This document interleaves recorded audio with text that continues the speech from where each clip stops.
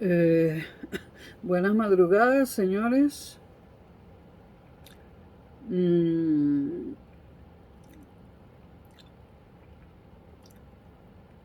Creo que son más o menos, no tengo reloj a mano, un cuarto para las 5, es decir, las 5 menos cuarto de la mañana, de la madrugada, aquí en Madrid, del día 8 de septiembre de 2023. Saludos a España, saludos a Europa, saludos Venezuela, México, Colombia, saludos América Latina, Estados Unidos, Canadá, saludos mundo. Vamos con el video número 44 de la serie Siglo XX Corto.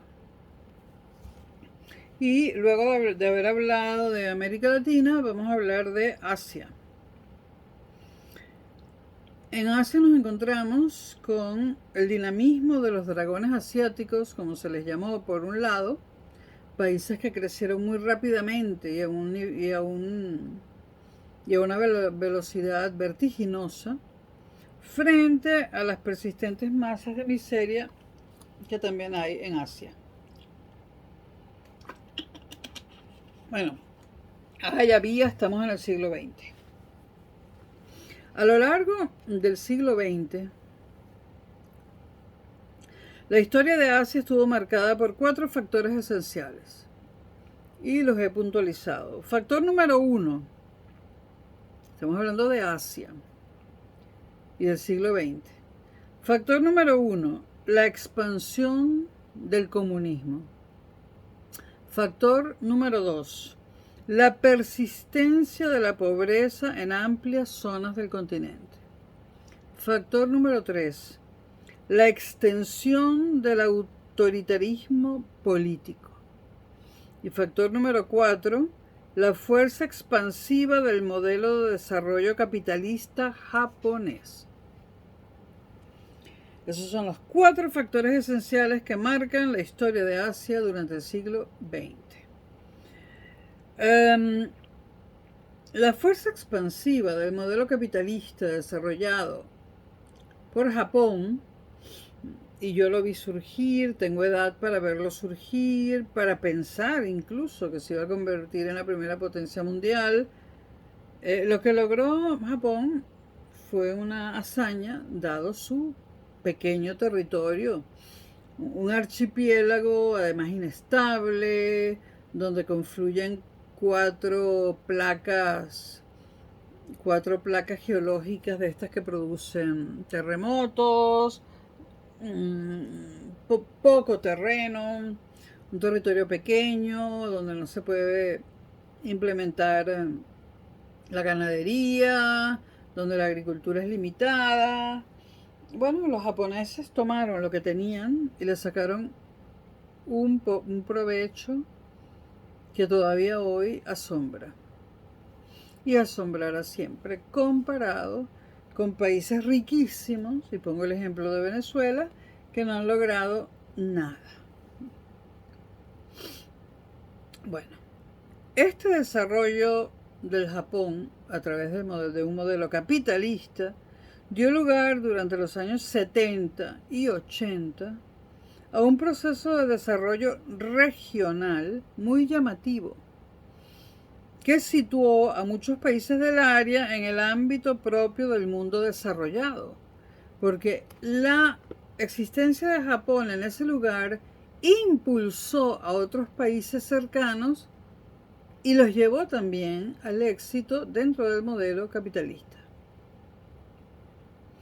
La influencia del capitalismo nipón hizo que muchos de los regímenes de la zona, incluyendo algunos regímenes comunistas, tendieran a sustituir la rigidez ideológica de los años anteriores por un nuevo pragmatismo orientado a la creación de un capitalismo de Estado. Bueno, lo que es el capitalismo de Estado es un concepto que meritaría varios videos, es muy, muy interesante. Bueno, estos países influenciados por Japón implementan un capitalismo de Estado, ¿Por qué de Estado? Porque no renuncian al autoritarismo político, pero lo implementan para mejorar la situación económica de estos países, para ver si esto les permite mejorar la situación económica.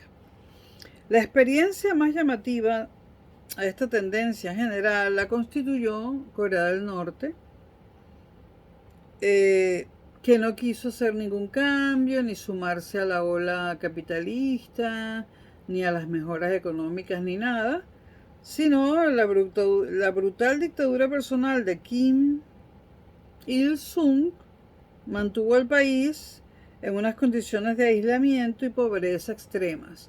El aislamiento continúa con su nieto. La pobreza habría que ir allí.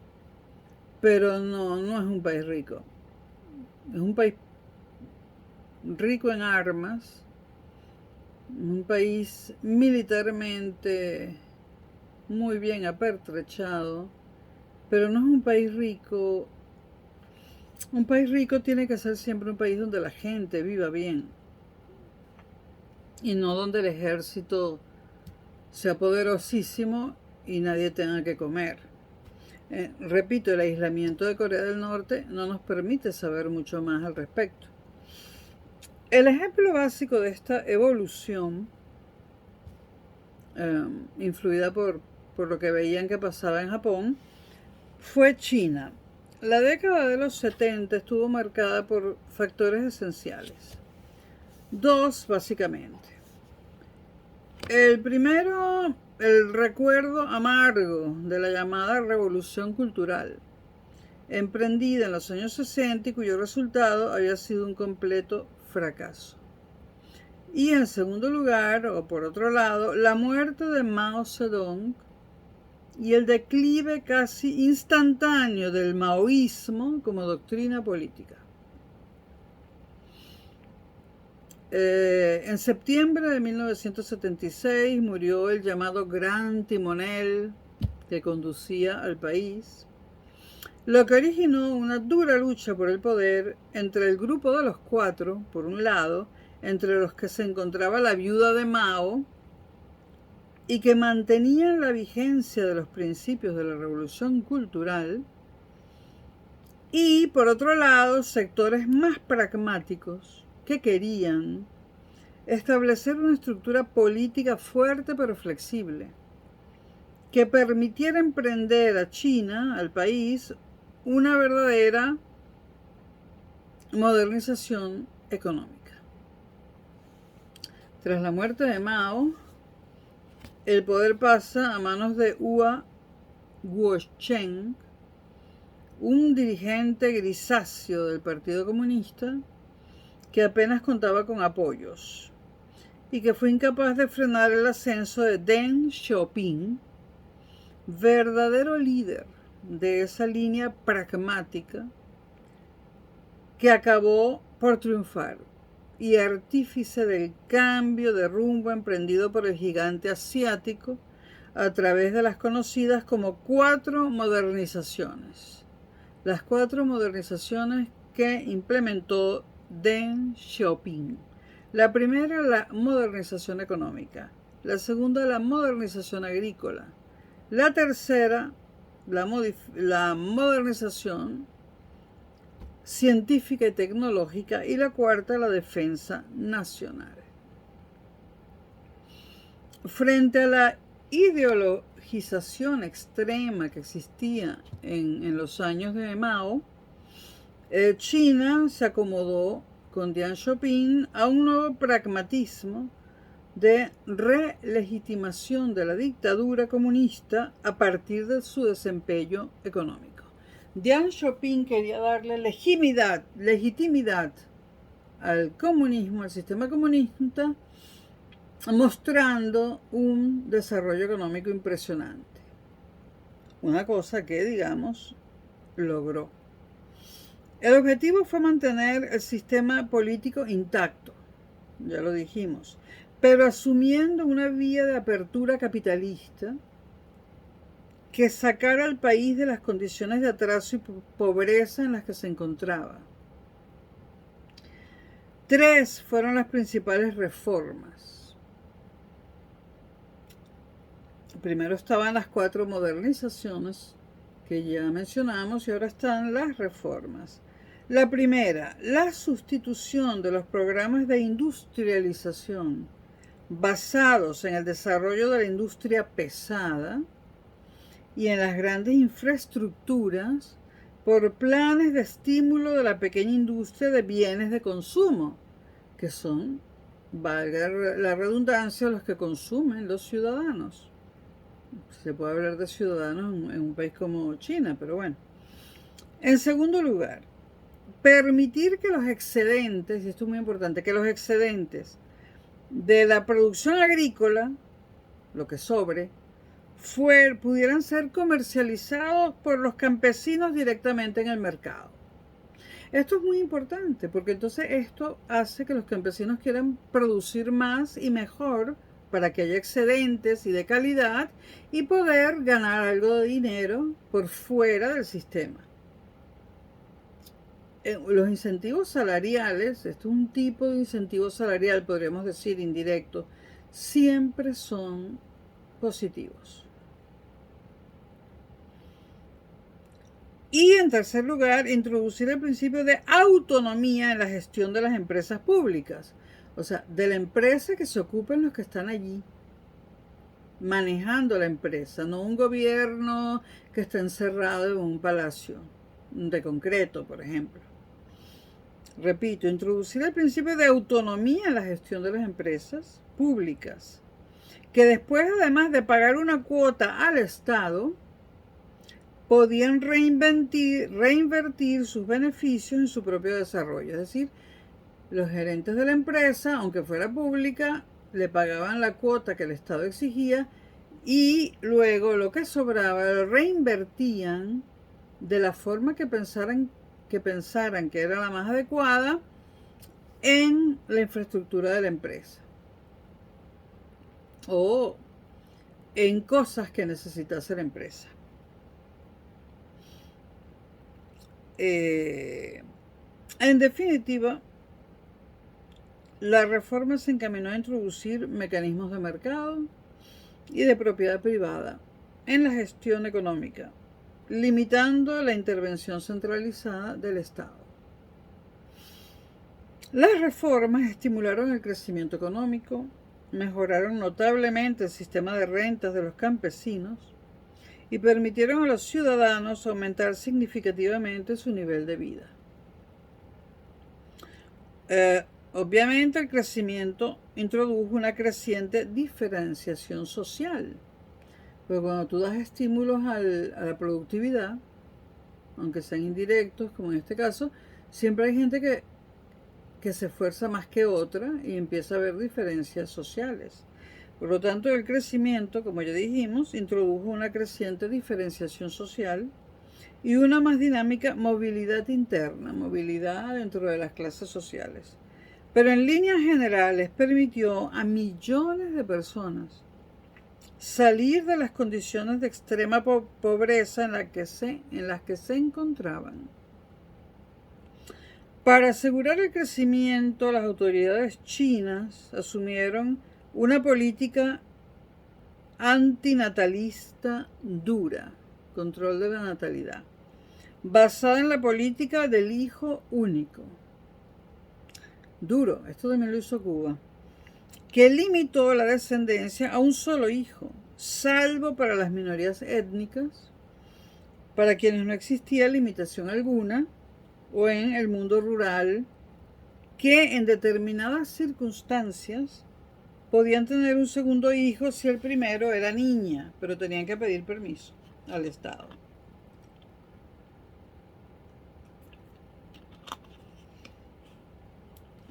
Y esto es dramático. Vayan ustedes a saber cuántos niños fueron asesinados, cuántos abortos condujeron a la muerte de las madres. Vayan ustedes a saber, ¿no?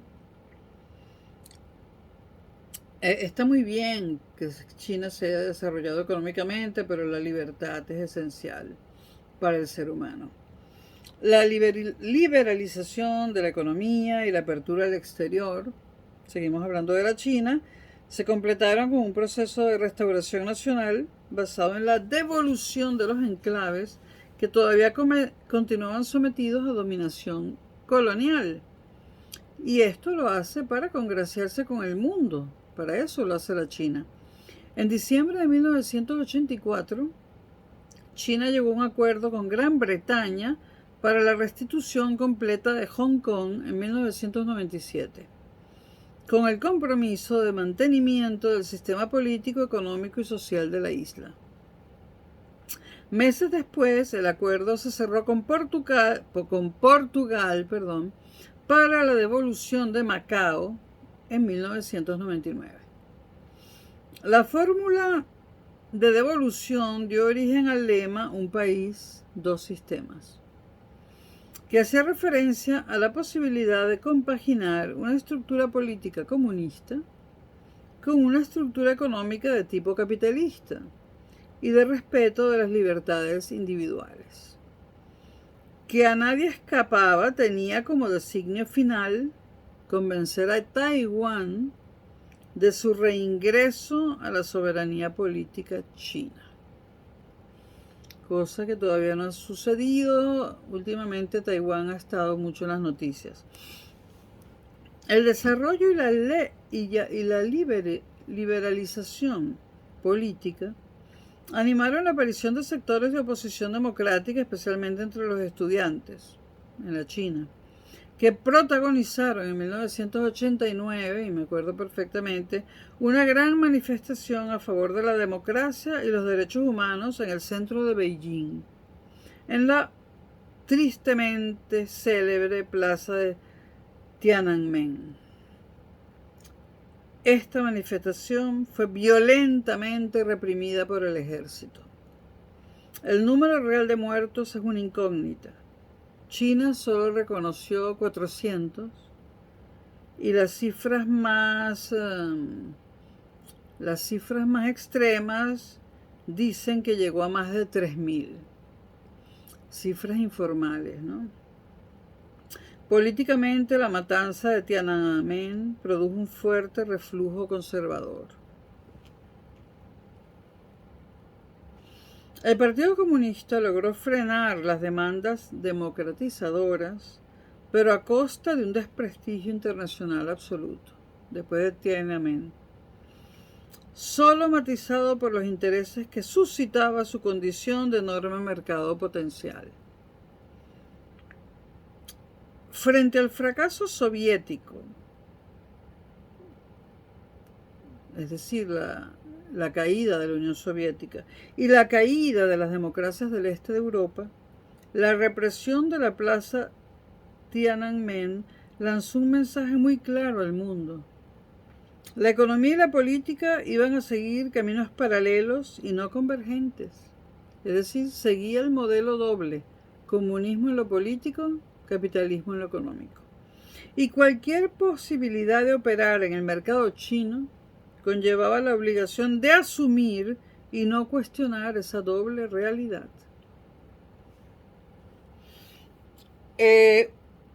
Vámonos con Vietnam. Un proceso parecido al chino, aunque más tardío y menos intenso, lo protagonizó Vietnam. Tras el triunfo definitivo de Ho Chi Minh en 1975, el país sufrió un violento espasmo de integrismo ideológico que le llevó a intervenir en 1978 en Camboya. A Ho Chi Minh tener todo Vietnam bajo régimen comunista no le pareció suficiente.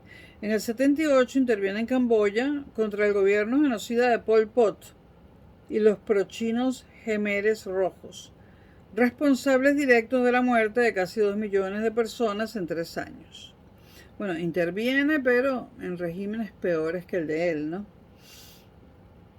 La intervención vietnamita se prolongó hasta 1989, momento en el que el fin del apoyo soviético, obviamente, aconsejó al gobierno de Vietnam retirarse del país vecino, que pudo iniciar un lento proceso de normalización culminado en 1993 con la restauración de la monarquía en Camboya. La salida de Camboya por parte de Vietnam puso fin a 43 años ininterrumpidos de guerra, y con la paz llegó la hora del pragmatismo. El gobierno de Hanoi decidió emprender una lenta vía de apertura y liberalización económica que desde finales de los años 90 propició un cierto crecimiento económico, aunque siempre relativo, dada la situación de partida de completa destrucción del país. Camboya estaba destruida cuando comienza a ocuparse por fin de lo económico y de construir el país. Con todo, la evolución de Vietnam fue seguida por Camboya, lo que hizo que solamente Laos permaneciera bajo un régimen económico comunista estricto, aunque finalmente, a comienzos ya del siglo XXI, también ha asumido una cierta flexibilización económica. Vámonos con Indochina, que es un caso muy importante, muy interesante, ¿no? El caso de Indochina resulta especialmente llamativo en términos históricos. Francia mantuvo una brutal guerra colonial cuyo único resultado real fue crear una respuesta nacionalista poderosa que obligó al país europeo a retirarse de forma precipitada de Indochina. Estados Unidos se empantanó en una guerra atroz con el objetivo de impedir la extensión del comunismo, y el resultado del conflicto fue la aparición de regímenes comunistas en todos los estados de la zona. Esto lo hemos ya comentado en videos anteriores. Dictaduras, además, especialmente crueles y represivas, que intentaron implantar mediante la violencia un primitivismo colectivista agrario que originó enormes hambrunas que costaron la vida a millones de seres humanos. Es decir, retrocedieron en materia agraria. Decir no a las innovaciones agrícolas, retroceder a utilizar las manos y los bueyes, es hoy en día y en ese momento también una estupidez. Una estupidez que costó terribles hambrunas. Millones de personas murieron de hambre. Los procesos de apertura económica emprendidos por varios países asiáticos se vieron enormemente influidos por la fuerza centrífuga e integradora que desde los años 70 tuvo el capitalismo nipón, el capitalismo japonés. Motor de desarrollo regional, porque se convirtió en el motor del desarrollo de su región y permitió la eclosión de los llamados dragones asiáticos y la conformación de un modelo de desarrollo peculiar y exitoso que incluyó a países como Singapur, Hong Kong, Taiwán, Corea del Sur, Malasia, Tailandia e Indonesia. Seguimos con el Japón. La crisis de 1973, la del petróleo, demostró la extraordinaria dependencia energética japonesa, lo que repercutió en una fuerte contracción de los altísimos niveles de crecimiento económico experimentados en los años 60 y que habían superado el 10% anual. Hay que verle la cara, el 10% anual. A pesar de la subida del precio del petróleo, en los siguientes años el Producto Interior Bruto japonés, nipón, continuó creciendo a una media anual del 3,6%, lo cual es muchísimo, lo que permitió al país asiático convertirse en la tercera economía del mundo, solo por detrás de Estados Unidos y de la Unión Soviética. Japón, y yo lo recuerdo perfectamente, durante años fue la tercera economía más poderosa del planeta. La primera Estados Unidos, la segunda la Unión Soviética y la tercera Japón. Japón en ese archipiélago. Después dicen que todas las razas son iguales, perdón. que ya no hay razas, hay etnias, o no, ahora todos somos la raza humana, pero sí que hay diferencias, ¿no? Definitivamente los japoneses son diferentes a muchas otras nacionalidades y etnias, ¿no? Y razas, definitivamente. Incluyendo el hecho de que nunca se vengaron por Hiroshima y Nagasaki, ¿no? Cosa que está por verse, aunque ha pasado muchísimo tiempo.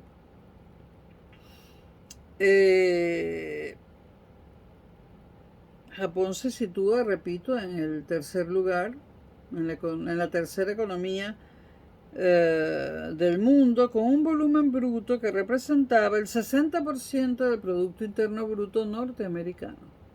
Ustedes miren el tamaño de Estados Unidos y miren el tamaño de Japón.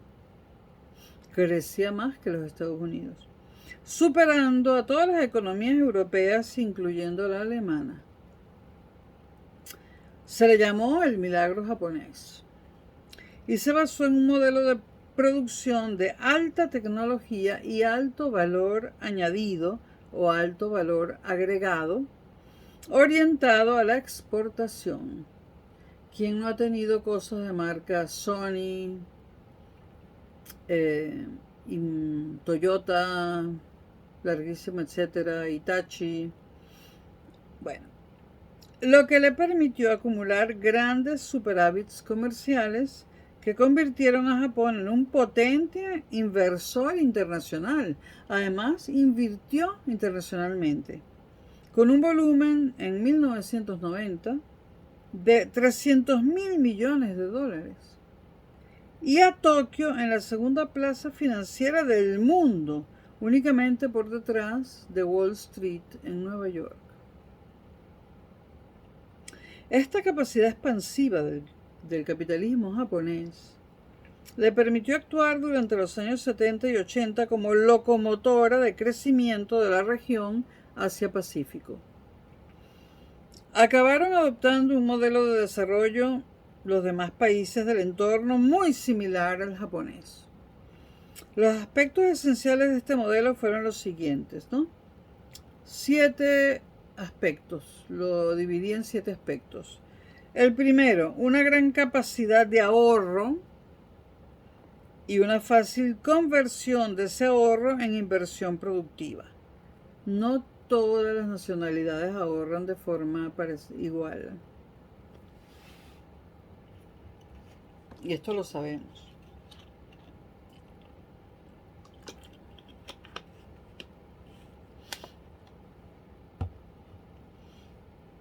En primer lugar, aplicaron o trataron de tener una gran capacidad de ahorro. Esto también dice mucho de los habitantes de esos países, que son los que ahorraron junto con el Estado, por supuesto.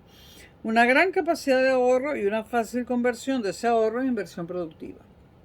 En segundo lugar, la existencia de una mano de obra especializada y muy cualificada, lo que indicaba la enorme mejoría experimentada por los índices educativos de esos países y que permitió una gran productividad sin exagerados costes laborales, lo que unido a una eficiente organización del trabajo generó economías muy competitivas.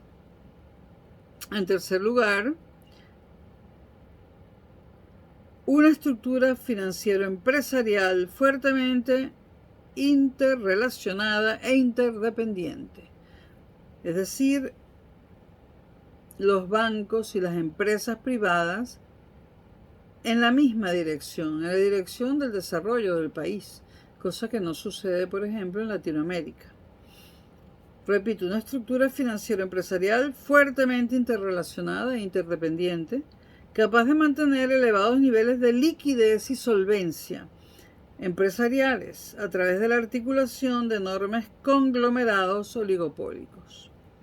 En cuarto lugar, el incremento constante y rápido de la renta per cápita, lo que además de indicar una aceptable socialización del crecimiento y una buena distribución de la renta, permitió la extensión de los mercados interiores, que muy pronto pasaron a consumir un porcentaje importante de su propia producción, no solo exportar, sino consumir también lo que yo produzco.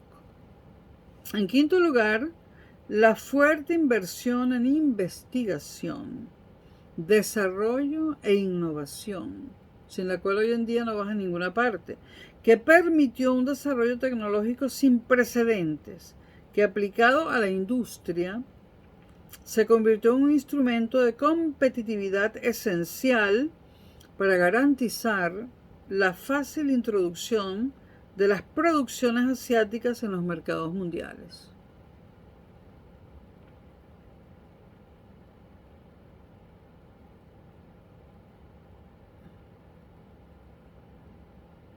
Es un instrumento de competitividad. Perdón, que estaba pensando en otra cosa. Un sexto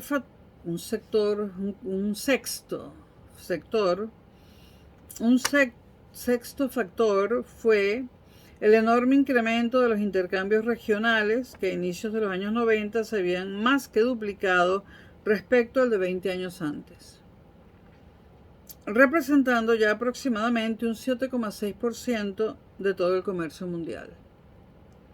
Un nivel muy parecido al que en esos mismos años representaba el comercio entre Estados Unidos y la Europa occidental.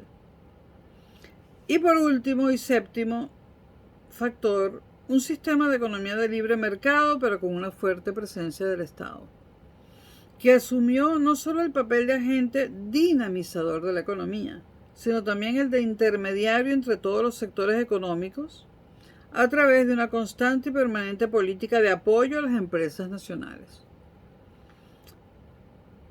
Sin embargo, el papel del Estado siempre tiene efectos negativos y se forma lo que llamamos el capitalismo de Estado. El capitalismo de Estado definió el modelo de desarrollo del sudeste asiático. Fue la creciente confusión entre lo público y lo privado lo que introdujo fuertes elementos de opacidad en un sistema político demasiado identificado con los intereses económicos, financieros y empresariales.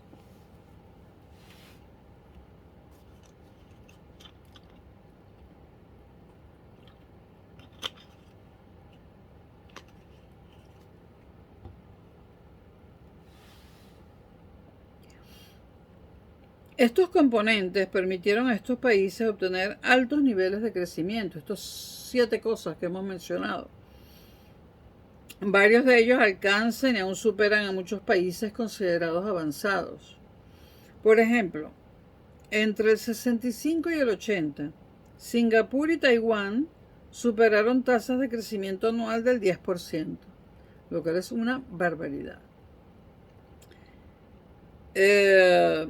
Corea del Sur y Malasia rebasaron tasas de crecimiento del 9%. Hong Kong e Indonesia lo hicieron por encima del 8%. Incluso Tailandia, que es el dragón asiático con menor crecimiento, o que era el dragón asiático con menor crecimiento, alcanzó un más que positivo índice de 7,2% de crecimiento anual. La década de los 80 presentó indicadores algo más moderados, porque a medida que te desarrollas es más difícil seguir desarrollándote, porque el desarrollo tiene un tope, ¿no? Entonces, en los 80 los indicadores fueron algo más moderados, a excepción de Corea del Sur, que volvió a crecer a una media anual de 9,6%.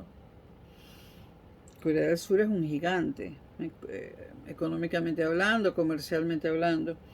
Pero en todo caso, excepcionales los indicadores, aunque más moderados que en la década anterior.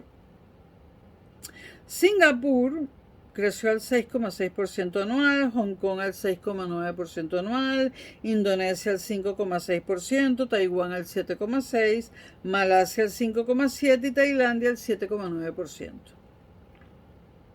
Es decir, en la década de los, en la década de los 80, de los 80 a los 90, el crecimiento fue menos espectacular que antes de los 80, que antes de 1980.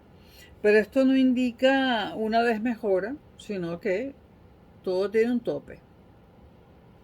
Es como uno no crece en estatura durante toda la vida, ¿no? Por hacer un símil. Estos incrementos sostenidos hicieron que el peso de estos países en el Producto Nacional Bruto Mundial pasara de ser un escaso 4% en 1960 a un 24% a inicios de los 90. Una cifra igual a la que representaba por entonces Estados Unidos. El modelo de los dragones asiáticos se basó en un Estado eficiente en términos económicos, pero no siempre democrático en términos políticos. Asumieron esa forma Japón y Hong Kong, o sea, Japón y Hong Kong sí fueron democráticos, mientras que en otros casos la democracia se alternó con fases autoritarias para conformar modelos políticos más autoritarios que democráticos, como fueron los casos, por ejemplo, de Corea del Sur. Y, por ejemplo, otro país, Tailandia. En Tailandia los militares tuvieron que ceder el poder en el 73, pero volvieron a ocuparlo en el 77, para establecer 2 años después un régimen de democracia vigilada, que dividió el país entre un mundo rural proclive al autoritarismo militar, que no le molestaba, y una amplia clase media urbana favorable a una evolución democrática plena. Indonesia. En Indonesia el poder estuvo capitalizado durante más de 2 décadas por el general Suharto, que a partir del 68 instaló un autoritarismo pro-occidental que expulsó al Partido Comunista del poder e impuso un sistema desarrollista bajo la tutela militar. A pesar de los cambios, el gobierno del general Suharto siguió manteniendo el concepto de democracia guiada, acuñado por su predecesor, el general Sukarno. Sukarno primero, Suharto después. Durante los 20 años anteriores, Sukarno, y también su idea de que una élite dirigente debía guiar al país hacia la modernización. Lo que sí transformó fue el designio sukarnista de construir una democracia nacional y socialista en Indonesia.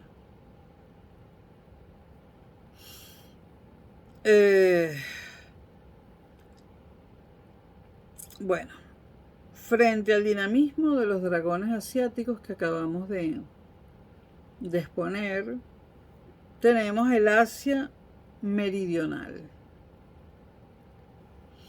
que continúa presentando bajos índices de desarrollo y altos índices de conflictividad e inestabilidad política. Es curioso comprobar cómo el país que más personas identificarían con el pacifismo, la India, nunca lo he identificado con el pacifismo, yo no, ha vivido casi en una guerra permanente durante los 30 años posteriores a su independencia. Guerras entre la India y Pakistán del 48 al 49, entre la India y la China del 65 al 66, guerras entre la India y Pakistán del 48 al 49 y del 65 al 66, guerra contra China en el 62, otro enfrentamiento, el tercero con Pakistán entre el 71 y el 72. El resultado de este último conflicto, militarmente favorable a la India, fue una nueva fragmentación territorial con el surgimiento de un nuevo país. Ese nuevo país fue Bangladesh, un paupérrimo estado de más de 75 millones de personas, un estado pobrísimo, paupérrimo, con nada menos que 75 millones de personas. Los conflictos fronterizos en la región de Cachemira obligaron tanto a la India como a Pakistán a un exorbitado gasto militar. dando lugar a la aparente paradoja de que dos estados nuclearizados presentaban tasas de pobreza extraordinariamente altas.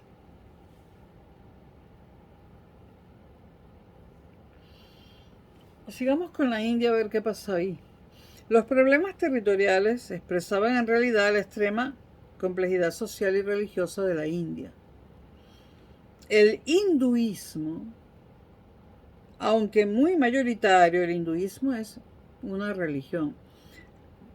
El hinduismo, o sea, los habitantes de la India no son hindúes, son indios. Los hindúes son los que practican la religión hindú. Bueno, el hinduismo, esta religión, aunque muy mayoritario, ya que lo practica el 83% de la población india, seguía conviviendo con otras religiones importantes, 11% de musulmanes, 3% de cristianos, 2% de Sikhs y budistas en un 1%. Pero lo esencial es que muchas de estas minorías religiosas se concentraban territorialmente, es decir, cada religión tenía su territorio, articulando respuestas independentistas al centralismo hindú, al centralismo de la parte hindú de la India, que derivaron en importantes manifestaciones terroristas.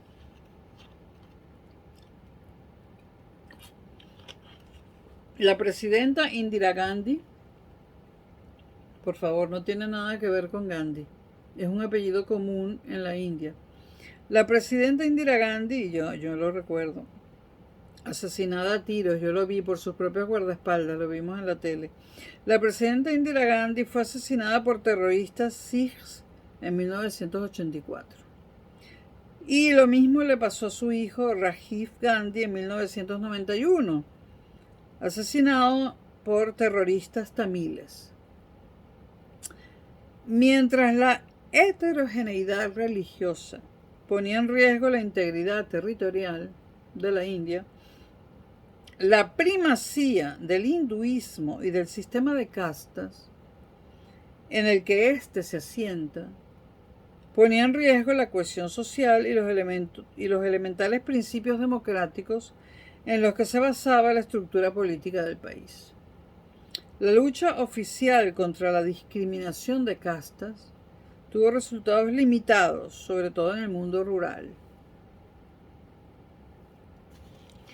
La India política estuvo durante décadas capitalizada por los sucesores de Nehru, la familia Gandhi, no tienen nada que ver con Mahatma Gandhi, que orientaron al país hacia un socialismo con pretensiones de originalidad que combinó un papel activo en el foro de los países no alineados con una fuerte dependencia política y económica respecto de la Unión Soviética.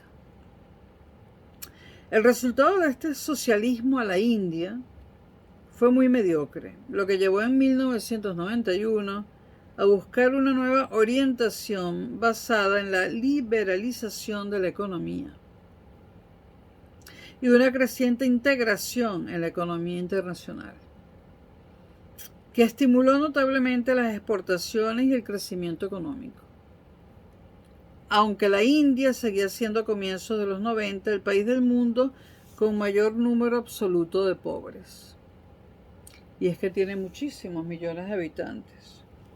Hablemos un poco de Pakistán y de Birmania posteriormente. Estos dos países constituyen ejemplos de regímenes militares de orientación dispar, pero de resultados parecidos. Pakistán vivió tras su independencia una fuerte inestabilidad interna, que convirtió al ejército en el principal actor político del país. El autoritarismo militar favoreció una inserción internacional muy cercana a los Estados Unidos, aunque ello no le garantizó una ayuda suficiente para su desarrollo. En 1971, Pakistán, tras una guerra civil en la que los bengalíes recibieron la ayuda del ejército indio, tuvo que afrontar la independencia de su parte oriental, Bangladesh. Acabamos de hablar de esto. Esa guerra entre la India,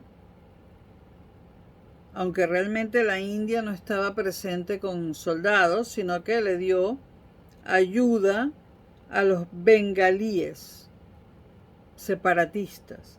Entonces, esta situación entre Pakistán y la India, con la India dándole ayuda económica y militar a los bengalíes separatistas, hizo que la India afrontara la independencia de su parte oriental, Bangladesh. Y Bangladesh se convirtió inmediatamente en un país de una pobreza inimaginable. Ese país, Bangladesh, es el ejemplo paradigmático de la extrema pobreza asiática, fruto de una inestabilidad política permanente. Esto le pasó a Pakistán debido a las injerencias de la India en la parte oriental de Pakistán. Por otra parte, en Birmania se estableció una dictadura militar socialista que nacionalizó la economía, lo que extendió aún más los niveles de pobreza que ya de por sí eran insostenibles. En el 89 cambió su nombre por el de Myanmar, dentro de un proceso de apertura política que pareció anunciar una cierta evolución democrática. Incluso en el año 90 se celebraron elecciones, cuyos resultados fueron ignorados por la Junta Militar, que acabó lanzando una dura represión contra la oposición democrática. Eso en el caso de Birmania, que ahora se llama Myanmar. Y en el caso de Ceilán, que en 1972 pasó a llamarse Sri Lanka, en ese caso, este país se vio paralizado por la guerra civil larvada que enfrentó a la minoría tamil de origen indio con la población singalesa de adscripción budista.